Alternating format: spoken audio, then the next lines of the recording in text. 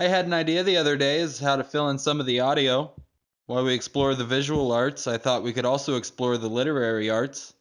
To kind of help you guys get to know me a little better, I started with a story based on my life. Before I begin, I want to state that while all of these stories are based on truth, I've left out a lot of my life, and I've embellished on some of it to make for a better story. My first memory was the day I realized that we're all alone in this world. You're born into a world of helplessness. You can't even lift up your own head. You grow dependent upon your family to care for you and give you the opportunity to live. At some point in everyone's life, though, there comes that time where you have to start wiping your own butt. Each day, new responsibilities are expected from us. We don't understand it as children, but as we grow older, we begin to see the world in a whole new light. I always craved to feel accepted as a child. As the youngest of three, I don't blame my siblings for the results of my perspective. The oldest, my brother, was the life of the party. He was always ready to make waves. He had no fear in his eye. My sister was the rebel. This is her world, and nobody's going to stop her. Getting her way will surely end in pain. Then there was me, the baby, the one that never got in trouble. In a way, I kind of see that now. My life started the day my brother was off with his friends, my sister probably doing the same. I was home with my mom while dad was at work. I knew I'd be alone today. I asked both if I could tag along. I was young, too young. As they prepared and walked out the door, I made a last-ditch effort, plead to my mom to force them to take me. I just wanted to feel like they thought I was cool. My mother had a lot on her mind that day and was in no mood to be asking for favors. My plea for help triggered that evil eye she had. I remember this day I told her as she recited it in vivid detail during a conversation we were having over coffee. She said as she turned to correct my attitude, she saw a light leave my eye. It was as if the happy child I once was left my body. I didn't talk much after that, a few words when asked to speak, but it was as if I had given up. I had a great childhood. I never went to bed hungry. I was groomed into a civilized human with morals and respect. But there are things in this world nobody can control. I can't control how I feel or think. It's my personality, who I am as an individual. When I step out into this world, I feel alone. I'm destined to relive that day over and over. There are faces all around you in every direction, yet I find myself wondering how many of those faces would actually care if I wasn't here. Would they even notice? Every day we are reminded that the odds are never in our favor. We take the good with the bad. We turn two negatives into a positive. At the end of the day, we lie our heads down to sleep, only to rise once more to continue down this road we call life. Some choose to spend their time doing this or that, and we all grow as a community. Each individual doing their part, also we can have the services we know and love.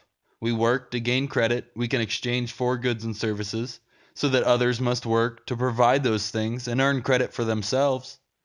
We make connections to give meaning to our lives. We grow dependent upon each other, completely oblivious to the fact that one day you might realize that you're alone in this world. We search for answers. We strive for happiness. We crave tranquility. But at the end of the day, there is no easy street. There is only is and isn't. Only you can, and only you can get in your way.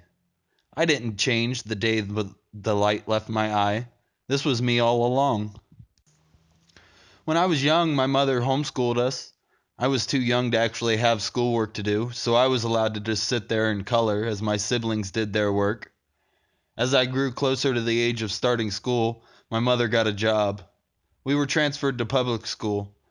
I had a hard time adjusting to this environment. I can remember one day in particular. We was out for recess. I didn't really feel like any of the other kids were my friends. I don't remember ever considering this time of the day to be fun. As I walked out into the playground, I saw a group of kids playing with a soccer ball. I so badly wanted to join them. Not because I liked soccer. I just knew that to survive I needed to make friends. I walked over to see if I could join them. As I drew closer, my body language must have given them enough information to realize my motives. They met me with evil intentions in their eye. I said, "Hey guys, mind if I join?" They replied with, "Sorry, we have even numbers." I asked, "What if I could find one more to keep it even?" It was at this point the meanest kid in our class looked me dead in the eye and said, "Nobody likes you. Take the hint." He proceeded to kick the ball, hitting me square in the face. It was moving so fast I had no time to react. It felt like my face had caved in under the pressure. Instantly, I began to cry. As I ran back inside, not caring if anybody would stop me, I don't know which hurt worse, the ball or the words. I ran to the bathroom knowing it was my best chance to find a hiding place. I just stood there bawling as another kid came in. At first sight of me, he proclaimed, "What's wrong with your face?" This just made my heart crumble. I broke down crying again. That kid must have went to get a teacher because it wasn't long before they came looking for me. They asked what happened. As after I had told them, they said, "Who did this to you?" I didn't even know their names to tattle on them if I wanted to. It was just one of those times in my life I realized we're all alone in this world. I always feared my dad. He wasn't overly muscular or anything, but he had a very dominant voice. I can remember as a child always fearing his arrival from work. His job put a lot of stress on his back, a weight he bravely held to bring food home to his family. I can remember when my fear of this time of the day started. My dad had just got home from work. He went into the kitchen in search of that after-work substance. He reached the sink to find a small cup lying with the dirty dishes. One of our favorite snacks as kids was baby carrots and ranch. However, what he saw was a cup of ranch, appearing almost untouched. In a fit of rage that somebody was wasting what little we had, he went in search of answers. I didn't even know what was going on when he came into my room and grabbed me. He led me to the kitchen, showing me the cup. He yells, "Did you do this? Don't lie to me, boy." I replied, "What is it?"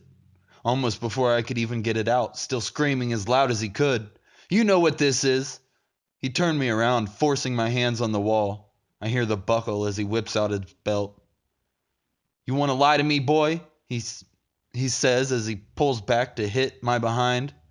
"I'm not lying," I stammered as I prepared for the hit. "You want to waste my money?" he says as hit number 2 comes barreling in. He flips me around, showing me the cup again. "Stop lying to me, boy. I know this was you." I don't know why I didn't just tell him it was mine. That beating felt like it was going to last forever. Smack! "It wasn't me. Stop lying." Smack! "It wasn't me. Stop lying." Smack! I imagine my sister sitting in a room shaking with fear as she heard me getting punished for her mistake. Just tell him it was you, I'm sure she thought. It wasn't until she came out after realizing she was the only one that could stop this. I heard her voice. It was me. I fell to my knees as my dad's hand released his vice-like grip. The sense of confusion filled the air as I began to limp away, only turning to witness what appeared to be a tap compared to what I had just went through. I never trusted my father after that day, always living in fear of when it would happen next. I later confronted him with these memories during a fight we were having about why I always lie to him. He told me he didn't remember it, but that he was sorry. That was the day I abandoned truth, because sometimes in life, the truth hurts. Things didn't start getting better for me until we moved. My dad had inherited a piece of land from his father. We began the journey of tearing down the old abandoned house that was there and building a new one. We did most of the work ourselves, getting help for the parts my father was incapable of doing alone. Most would think this is a good thing.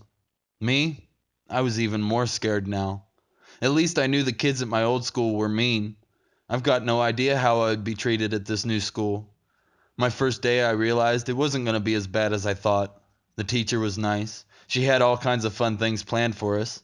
She even told us that if it was our birthday, we got to wear the birthday crown all day and sit in the big fluffy chair. It came time for a recess. I was so scared. I couldn't stop recalling that day the soccer ball got kicked in my face. I walked out, trying to find a place to hide. I heard a yell, "Hey, you!" I turned, expecting to see a group of kids, ready to be mean. Yet I saw a kid encouraging me to come over. He said, "You're Etter, right?" I told him I was, hoping that didn't mean he was going to start picking on me. He said, "I'm your cousin." Well, kind of. My aunt married your uncle. He invited me to join them. I was so relieved. We all became friends. I had friends. Real friends. As I began to start to feel comfortable with myself, I started looking around to see who else I could make friends with. There she was, the girl I so badly wanted to talk to. She was the prettiest thing I had ever seen. I couldn't help but to hear her in my head. "Nobody likes you. What's wrong with your face?" What if she didn't like me? What if she would be mean? I can't risk it. I'm finally free of the rejection I've felt since the day the light left my eye. I never did talk to her. I even remember writing her notes that never got delivered. Even to this day, she doesn't know. I regret that most of all. The summer after fifth grade was the worst. It meant I'd be moving schools. In my hometown, there were several elementary schools. When you reached the sixth grade, they moved everyone into the same building. I was so scared. What if I didn't get put into classes with my newfound friends? As I walked into that building, it felt like my legs were telling me to just run away. Thoughts of fear raced through my mind. Finally came my favorite part of the day, art class. As we walked into that room, I saw a table that was completely empty. I rushed to it. As I sat there waiting for class to start, in walked Cody. His family had moved here from out of state. I guess he was thinking his best chance to make a friend was me, as it looked I was alone too. He sat next to me and started developing his friendship. He was a loud, confident individual. That gave me the impression that he would never shut up. I could not let this kid ruin my favorite class. I scrambled to come up with a plan to divert his attention elsewhere. As if by some kind of miracle, in walked Donnie. He had attended the Catholic school in town, which merged with the public school at sixth grade. I guess we were all kind of feeling the same thing. I quickly waved him over, despite Cody's plea to not do that. I guess he felt like he had already made his friend, and I was setting him up for yet another failure. I was just hoping that Donnie would engage Cody, taking his attention off of me. He walked over. He walked over and sat with us, asking, "Why did you wave me over here?" I quickly lied to avoid my plan from being discovered. "It looked like you were without friends, so I figured you could sit with us." By the time that class was over, we were all friends. We became almost inseparable. Joy came across our face when lunchtime came around and we discovered we even ate at the same time. As luck would have it, my sister and Cody's brothers also became friends. As we reached high school, we found ourselves hanging out at each other's houses, sharing jokes, and having a wonderful time. The transition into high school was easier for me. My sister would be a senior. I had friends in every grade that I felt had my back. The schoolwork was beginning to overwhelm me, but we got to pick our own classes, so I made sure to take as many art classes as they would let me. Even if my friends didn't share my classes, I'd have art to fill in the gaps. It wasn't nearly as bad as I feared. I even got an invitation to take a girl to prom. However, as prom grew closer, I heard less and less from that girl that decided it would be more fun to go to an amusement park than take some kid to prom. I don't know, maybe it was the setup from the start that sounded good to her when presented. Probably some devious plan my sister had that I ruined with my awkward demeanor. In consolation for what I'm guessing to be my sister's plan to make me normal failing, she invited me to join her after prom party, a party that girl decided she would also attend. As I watched her walk in, my mind raced with fear that I'd hear those words come out of her mouth that reminded me that I will always be alone. I did everything I could to avoid that situation, knowing she would give me that look of disgust for thinking I had any chance with her. I think she knew the thoughts going through my head. She never did give me the confirmation of my fears. It's possible she even felt bad about the whole thing after seeing the look of despair in my eye. Most of high school was uneventful. It wasn't until my junior year that I started to realize what life after school was going to be like. I had taken theater every year. The teacher was so awesome. He taught us confidence and bravery. We learned that it was okay to be who we were. None of that mattered on stage, he would say. We would play Whose Line games and act out scenes from movies. That teacher was fired my sophomore year for not wanting to conform to the way the school board wanted theater to be taught. I still took theater. I mean, how bad could it be? I walked into class so excited to be back in that room I had so much fun in years prior. In walked a girl. I couldn't help but look. Did she just see me? Crap! I ruined it already. No way could I talk to her in this state. My mind raced with thoughts of the first time this happened. Class started. The teacher handed us all books and said, "Here's your worksheets. You will read chapter 1 today." She proceeded to sit back down as we all dove into what turned out to be all we were going to do all year. I realized that the school system had failed. The class that had almost broke the shell I created was gone. At least I still had art class. I walked into that room each day excited to see what we would start, ready to continue my latest piece. Little did I know what hell would happen in that room.